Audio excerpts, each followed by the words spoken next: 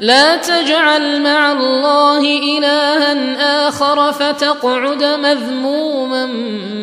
مخذولا وقضى ربك ألا تعبدوا إلا إياه وبالوالدين إحسانا إما يبلغن عندك الكبر أحدهما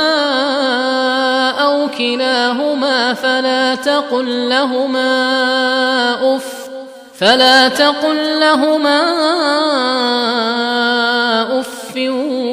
ولا تنهرهما وقل لهما قولا كريما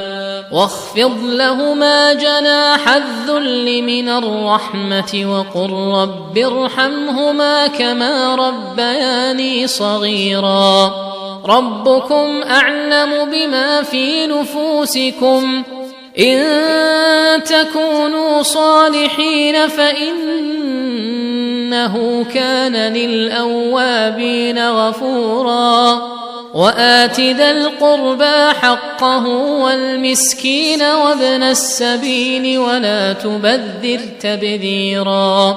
إن المبذرين كانوا إخوان الشياطين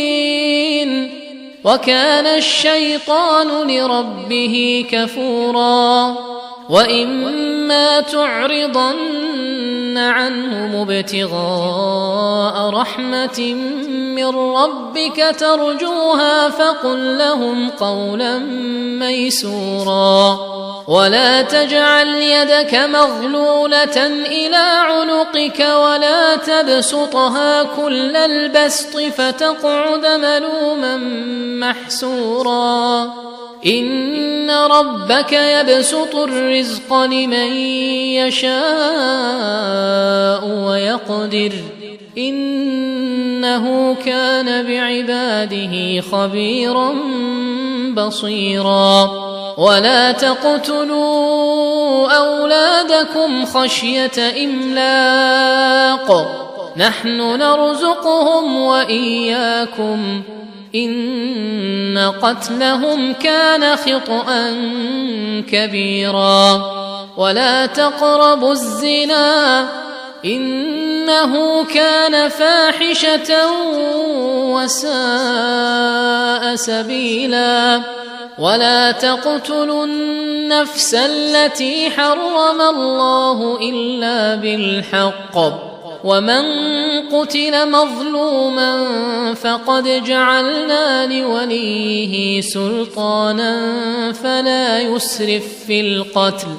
إنه كان منصورا ولا تقربوا مال اليتيم إلا بالتي هي أحسن حتى يبلغ أشده وأوفوا بالعهد إن العهد كان مسؤولا